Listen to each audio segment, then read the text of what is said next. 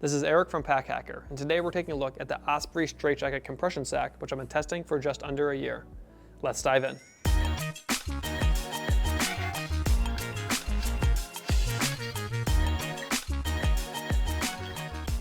So before we dive in too far, I should mention that there is a newer version of this.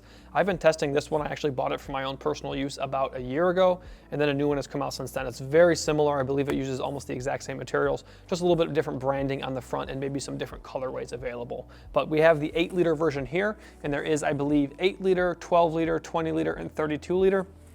They may add more, they may take away, I don't know, but those are the general ones that I know to be available at the current time. So the primary material that we're looking at here is Blue Sign approved 100% recycled 40D high tenacity nylon. So there are two different kinds of material here, and I'm not sure, they only have one listed, but there is a thicker material. This green one here is a bit thicker. Then on this side we have a lighter material. So this side over here I've kind of equated to, if you're familiar with the Osprey ultralight packing cubes, it's kind of like this material.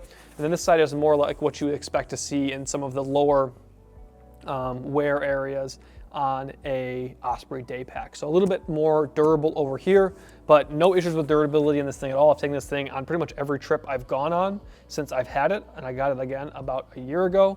And as you can see, it's really holding up pretty well. No loose threads or anything like that.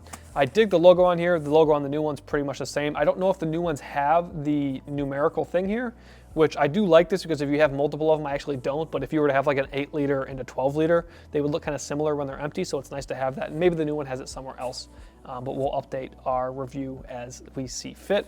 We have YKK zippers and YKK buckles. You can't see the zipper right now, but we're gonna get into it in just a moment, but these work well. YKK is more known for their zippers and their buckles, but this thing's doing a lot of heavy lifting here because it is attached to a compression strap here. So it has like a nice little strap keeper there at the end. It actually popped out because I do have a lot of stuff in here right now. But it is a nice feature, so kind of keeps the straps from going around everywhere, as you can see. So these are doing a lot of the heavy lifting. I'm actually about to just unbuckle these so you can kind of see it uncompressed, so you can see about how much space was saved. So I'll do that right now. So you can see it's kind of opening now a bit. I wish I would have had that completely centered, but you can see that now it's quite a bit bigger, and I'm saving quite a bit of space with that. Another thing to mention is there is a handle right here to help you get it out of your pack or if you have to carry it somewhere. But then you can see this zipper track right here. This is doing a lot of heavy lifting as well, especially if you've really packed this thing down tight. Typical YKK zipper works as you'd expect it to, and a typical Osprey zipper pull as well. So very simple here on the outside, but these materials and hardware have really held up in a year of testing. So if you found this video helpful so far, make sure you throw a like on it and subscribe to the channel so we can continue making content like this to help you travel smarter. So as you might have expected, on the inside of this, there is no organization. There is just space for clothing. So I just took a bunch of clothing that we have here at Pack Hacker HQ and shoved it all in here. And as you can see, there probably is a bit of space for some more gear. I just didn't want to overstuff it and be struggling here on camera. So I'm going to take it out now just so you can see what's in there. There's actually men's, women's, masculine, feminine clothing in here.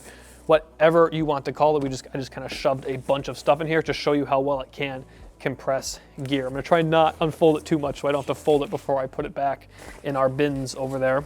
If you've been to HQ before, if you're a pro member, you've seen that. But as you can see now here, there is no organization inside of here. I've been meaning to take this tab off forever, and then I literally think I was about to do it, and then we're like, oh, we're actually going to do a full review of that. So I left it in just so I could see all of the details on here. So you can probably take that off if you want. I have not done it yet. I'm going to flip it inside out so you can get a good look at what's going on here. So really, just again, it's just a very, it doesn't seem like it should hold up as well as it has, but it's done a really good job of holding up. This was actually a recommendation from a pro member, Rachel, when I actually first bought this because I was going on a trip, and I was like, there's no way that's going to hold up. But again, it's been almost a year, and it has held up. These seams have done a really good job holding up, and it's a good, what I typically do is I put all of my clothes inside of here on my way there, and then when I get to the location, especially if I'm just staying in one location, I unpack my clothes into a dresser or something like that, and then this becomes my dirty clothes receptacle. So my dirty clothes go inside of here, so that way when I'm ready to go home, I just zip it up and compress it with whatever clean clothes I have left, or the cleanest clothes I have on my body, compress it, go home, and then I wash when I get home. If I'm staying for an extended period, I just take this down to the washer if I'm staying at a hostel or something like that, or go to the laundromat with all the dirty clothes I can fit inside of here. Again, the cleanest clothes I have on my body, wash what's in here, bring it back, and then I'm ready to go. So this is just a very versatile piece of gear,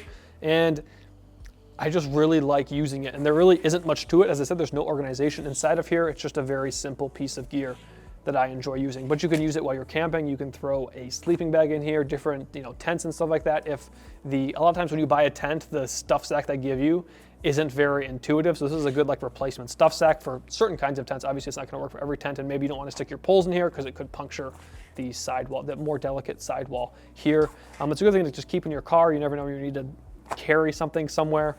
Just again, what I said in the written review was that this is a bag that isn't really great at anything, but it's really good at a lot of things. So it's not great at everything, but it does a good job at pretty much everything you would expect it to, whether you're stowing clothes, camping gear, or just various travel stuff. I've actually stowed all my clothes in here before on a trip, and I was just wanting to bring my camera, so it didn't necessitate me bringing a camera cube or anything like that. And I just shoved my camera in here in between clothing, and it was dense enough, and when I secured it, that I wasn't worried about it breaking, and it didn't break. So I've rambled on and long enough about this thing. You can really just see how lightweight it is, and that you can throw it inside your pack if you want something to take to compress on the way home. So if it works for you, it works for you. If it doesn't, but the opportunities really do feel endless. So there you have it, the Osprey StraightJacket Compression Sack. Thanks for keeping it here at Pack Hacker, your guide to smarter travel. We'll see you in the next one.